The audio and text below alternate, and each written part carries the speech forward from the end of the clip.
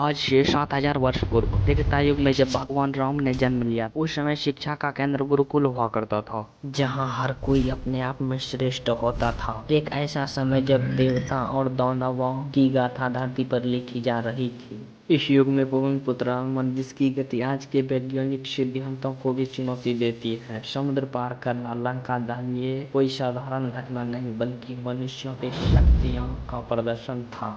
लेकिन समय बदलता गया और त्रेता युग के अंत के साथ ही द्वापर युग की शुरुआत हुई, जिसमें नए अवतारों ने जन्म लिया। करीब 5,000 वर्ष पहले मथुरा के कारागार में एक ऐसे बालक ने जन्म लिया जो पूरे विश्व को एक नया संदेश देना चाहता था, भगवान श्री कृष्ण, जिसने महाभारत युद्ध के दौरान ही अर्जुन को भागवत गीता की पाठ पढ़ाई, जो आगे चलकर पूरे विश्व के लिए प्रसिद्ध बुक बना। महाभारत की एक ऐसी घटना जो आधुनिक टेस्ट ट्यूब बेबी और क्लीनिंग तकनीक से सैकड़ों साल आगे थी, जब महारानी गांधारी के गर्भ से एक मांस का पिंड निकला।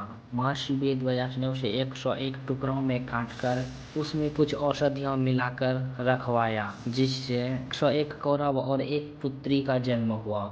सोचिए हमारे पूर्वज कितने एडवांस। यह वही युग था जहाँ शिक्षा सिर्फ किताबी ज्ञान नहीं थी। गुरुकुल में 64 प्रकार की कलाएं सिखाई जाती थी। युद्ध कला से लेकर संगीत, वास्तुकला, चिकित्सा, ज्योतिष, पशुपालन, कृषि तक एक संपूर्ण और संतुलित जीवन की शिक्षा थी। लेकिन महाभारत का भीषण युद्ध हुआ और इस युद्ध के बाद कुछ ऐसा हुआ कि हजारों साल पुरानी यह विश्वविख्यात शिक्षा प्रणाली धीरे धीरे खत्म होने शुरू हो गई। क्या कारण रहा? क्या युद्ध ने समाज की संरचना को बदल दिया? क्या विदेशी आक्रमणों ने इस ज्ञान परंपरा को तोड़ा, या फिर समय के साथ हमने ही अपनी इस अमूल्य धरोहर को भुला दिया? आज जरूरत है इस स्वर्णिम अतीत से सबक लेने की और एक ऐसी शिक्षा प्रणाली को फिर से जीवित करने की जो हमें किताबी कीड़ा नहीं बल्कि एक संपूर्ण इंसान बनाए। हजारों वर्ष तक गुरुकुल स्वतंत्र रूप से फलता फूलता रहा और सब कुछ ठीक चल रहा था, लेकिन महाभारत युद्ध के बारे में आप लोग जानते ही होंगे। असली कहानी महाभारत युद्ध के बाद से गुरुकुल एजुकेशन को नष्ट करने की साजिश का स्टार्ट हुआ। महाभारत युद्ध के बाद समय बदला, समाज का ढांचा बदला और विचारों का एक ऐसा विस्फोट हुआ जिसने इस एकता को चुनौती दे दी। वेदों से वेदों को ना मानने वाले दर्शनों का उदय हुआ। यहीं से शुरू हुआ लेवल का दौर। लोग अलग अलग समुदायों में बंट गए। हम हिंदू, तुम जैन, तुम बौद्ध जैसे सोचने समाज को कमजोर कर दिया। विचार अलग अलग दिशाओं में बंट गए और इसका सीधा असर गुरुकुल पर पड़ा, जो सार्वभौमिक शिक्षा का केंद्र था। अब सवाल है, गुरुकुल किस दर्शन को पढ़ाए, वैदिक दर्शन या फिर नए दर्शन? छात्र अलग अलग विचारधाराओं में बंट गए। शिक्षा का वह सार्वभौमिक स्वरूप टूटने लगा। लेकिन हैरानी की बात यह है कि इसके बावजूद गुरुकुल की चर्चा पूरी दुनिया में होती थी। यूनान, चीन और अरब जैसे देशों के विद्वान भारत के इस ज्ञान से प्रभावित थे। इसका मतलब यह नहीं है कि गुरुकुल खत्म हो गया, बल्कि इनका स्वरूप बदल गया। फिर प्रारंभ हुआ गुप्ताज काल, एक ऐसा काल जिसे इतिहास में भारत का स्वर्ण युग कहा गया, क्योंकि इस युग में भारत विज्ञान, कला, साहित्य और दर्शन जैसे हर क्षेत्रों में विश्व से कहीं आगे था। गुप्त साम्राज्य के समय भारत की जीडीपी विश्व की कुल जीडीपी का 35% हुआ करता था, जो इसे उस समय की सबसे बड़ी अर्थव्यवस्था बनाती थी। आज के दौर में भी यह अमेरिका से लगभग 11% अधिक हुआ करता था। राजीव दीक्षित के अनुसार उस समय भारत की साक्षरता दर 100% हुआ करती थी। हर व्यक्ति शिक्षित था, हर गांव आत्मनिर्भर हुआ करता था। लेकिन इस समृद्धि को नजर लग गई। गुप्त वंश में आपसी संघर्षों के चलते विदेश भारत की सीमा पर पहली बार विदेशी आक्रमणकारियों का साया पड़ा। उत्तर पश्चिम दिशा में हुना का आक्रमण 458 ईस्वी में हुआ। उस समय गुप्त साम्राज्य के शासक स्कंदगुप्त ने वीरता से हुना को पराजित किया और उन्हें भारत से बाहर भगाया। लेकिन हुना की महत्व महत्वाकांक्षा खत्म नहीं हुई। 466 ईस्वी में तोमरान के नेतृत्व में हुनों ने दोबारा आक्रमण किया। वे फिर पराजित हुए, पर 484 ईस्वी में उन्होंने पूरी ताकत झोंक दी। कुछ भाग पर उन्होंने अपना आधिपत्य स्थापित कर दिया। हुनों ने कई बौद्ध धार्मिक स्थलों, स्तूपों और मठों को नष्ट कर दिया। उन्होंने उनके अनुयायियों को नुकसान पहुंचाया। उत्तर पश्चिम भारत से बौद्ध धर्म लगभग समाप्त ही हो गया। गुप्त काल में जो कृषि, पशुपालन और व्यापार अपने चरम पर था, वह सब धीरे धीरे खत्म हो गए। देश की अर्थव्यवस्था और समृद्धि पर गहरा आघात हुआ, लेकिन भारत ने हार नहीं मानी।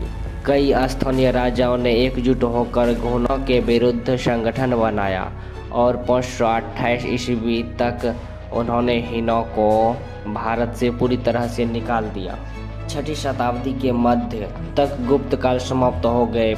गुप्त काल के समृद्धि और सुव्यवस्थित शासन के बाद भारत एक नए युग में प्रवेश कर रहा था, गुप्तोत्तर काल। यह वह समय था जब उत्तर भारत में पुष्यभूति वंश जैसे नई शक्तियां उभर रही थी और दक्षिण में पल्लव वंश अपनी संस्कृति महानता का झंडा लहरा रहा था। गुप्त काल में जहाँ हजारों गुरुकुल की स्थापना हुई, वहीं गुप्तोत्तर काल में भारत की शिक्षा व्यवस्था एक नए दौर में प्रवेश कर गई।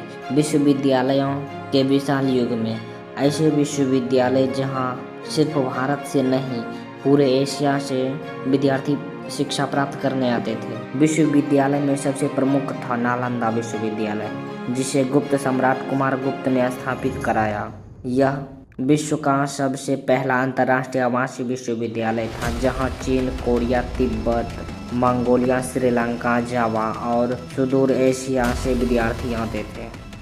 वहीं पश्चिम भारत में मैत्रक राजाओं द्वारा स्थापित वल्लभी विश्वविद्यालय भी शिक्षा का एक महान केंद्र था, जहां हजारों विद्यार्थी पढ़ते थे और यह प्रशासन, राजनीतिक, अर्थशास्त्र व बौद्ध धर्म का प्रमुख संस्थान बन चुका था। 7वीं शताब्दी में महान चीनी विद्वान ह्वेनसांग ने स्वयं वल्लभी का दौरा किया और इसे नालंदा जितना विशाल बताया। बिहार के भागलपुर जिले में स्थित विक्रमशिला विश्वविद्यालय पाल साम्राज्य के दौरान नालंदा के समान ही एक महान बौद्ध शिक्षा केंद्र था।